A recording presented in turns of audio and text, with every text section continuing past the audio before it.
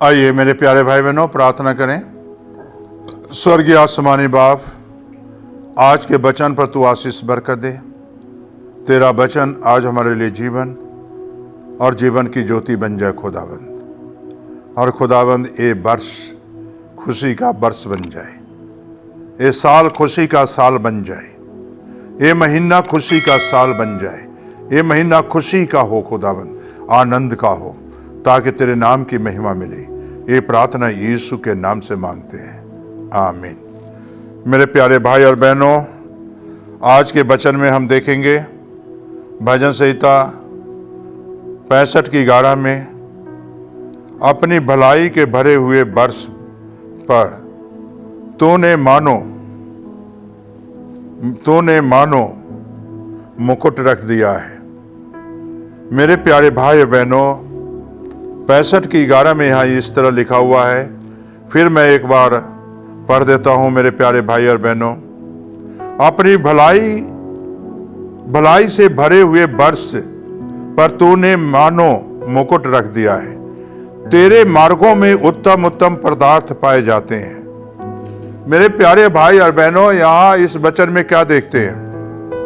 परमेश्वर जो है भलाई के वर्ष भी तैयार किए हुए हैं आपके लिए। भलाई का वर्ष है, भलाई का महीना है, और इसीलिए लिखा है भलाई से भरे हुए वर्ष पर तूने मानो मुकुट रख दिया है। क्या मेरे प्यारे भाई बहनों, आपके सामने मुकुट पड़ा हुआ है? इस वर्ष तो 2024 में मुकुट पड़ा हुआ है। लेना तो आपका काम है ना, उठाना तो आपका काम है ना, रखना परमेश्वर का काम है। मेरे प्यारे भाई और बहनों, जब उस मुकुट के पास ही नहीं आओगे तो परमेश्वर कैसे रखेगा?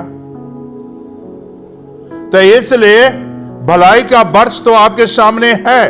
2024 इस महीने, अप्रैल महीने भलाई का है, लेकिन आप भलाई ही नहीं चाहते हो। आप तो बना बनाया खाना चाहते हो, जाना चाहते नहीं परमेश्वर के पास, गुनाह को छोड़ना ही नहीं चाहते। तो फिर कहते परमेश्वर मेरे ऊपर भलाई कर दे, मेरे ऊपर कृपा कर दे, मेरे ऊपर दया कर दे। मेरे प्यारे भाई बहनों, परमेश्वर तो भलाई चाहता है ताकि आपके जीवन पर भलाई हो, लेकिन उसके पास आपको जाने की जरूरत है। इस मुकुट को पाना है, और तेरे मार्गों में उत्तम उत्तम पदार्थ पाए जाते हैं। उत्तम उत्तम चीजें रखा हुआ है, लेकिन आपको नजर नहीं आ रहा है। मेरे प्यारे भाई बहनों, इतना याद रखो, उत्तम मार्ग भी है, उत्तम रास्ता भी है, उत्तम चीजें भी है, लेकिन आपको नजर नहीं आ रहा है, क्योंकि आप अपने नजरिए से देखते हो, अपनी निगाहों से देखते हो। कभी यीशु के निगाहों से देखो, कभी यहोवा के निगाहों से देख लो एक बार, तो देखो आपको सारी चीजें दिखाई देगा। यूसुफ को देखो, यूसुफ के जीवन में जो है मेरे प्यारे भाई और बहनों, क्या था? मार्ग उसका कैसा था, रास्ता उसका कैसा था, लेकिन यूसुफ ने अपने सिर पर मुकुट रखे हुए था और कभी मुकुट गिरने नहीं दिया। यहां तक गुलामी की जंजीर में भी था, जकड़ा गया तो भी वो मुकुट नीचे गिरने नहीं दिया। पोतीफर की बीवी ने गुनाह में गिराना भी चाहता था, तो भी अपने सर से यूसुफ मुकुट गिरने नहीं दिया, पाप में नहीं फंसा, मुकुट बचाए रखा उसने, और उसके मार्गों में चला और अच्छे पदार्थों की तलाश की। मेरे प्यारे भाई बहनों, जब यूसुफ को जेल में भी भेजा गया, तो भी जो है मेरे प्यारे भाई बहनों, उस भोजन से खाने से इंकार किया, साग पात खाया। लेकिन मेरे प्यारे भाई और बहनों, कहने का मकसद यही है कि इस जेल के अंदर भी उसने मुकुट को गिरने नहीं दिया, और जेल में भी परमेश्वर ने उसे ऊंचा किया। रोटी बनाने वाले को, पिलाने हारे वाले के सामने यूसुफ को ऊंचा किया। जब राजा ने दर्शन दिया, तो मेरे प्यारे भाई और बहनों, पिलाने हारे वाला ने कहा, एक बंदा है जो तुम्हें बचा सकता है। जैसा 2 आदमी के लिए उसने कहा वैसा हुआ। मैं पिलाने वाले वाला बन गया, जो रोटी पकाने वाला था उसका गर्दन काट गया, और जो है शाम तक जो पक्षी खाते रहे। उसने पहले ही बता दिया था। मेरे प्यारे भाई बहनों, ये बातें कैसे जाना जानते हो? उसके सर पर मुकुट था परमेश्वर का। परमेश्वर उसे बताता था, शिक्षा देता था। वो बताता था परमेश्वर से कैसे चलना है। मेरे बेटे, तूने अभी तक अपने सर पर मुकुट रखे हुए, गिरने नहीं दिया। और तब देखिए राजा ने स्वप्न देखा। उस अर्थ का कोई नहीं बता सका। यूसुफ को बोला गया। पिलाने हारे वाले बताया राजा को, एक है तुम्हारे राज्य में जो कि बता सकता है, वो है यूसुफ।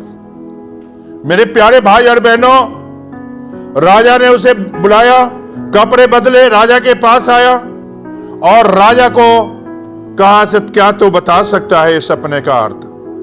तब मेरे प्यारे भाई बहनों, यूसुफ ने कहा, मैं क्या हूं? कुछ भी नहीं, लेकिन हमारा परमेश्वर तुझे बता सकता है। मेरे प्यारे भाई और बहनों, तब देखिए कि जो है यूसुफ को जो है बताया गया, और फिर उस दोनों सपने का अर्थ एक ही बताया।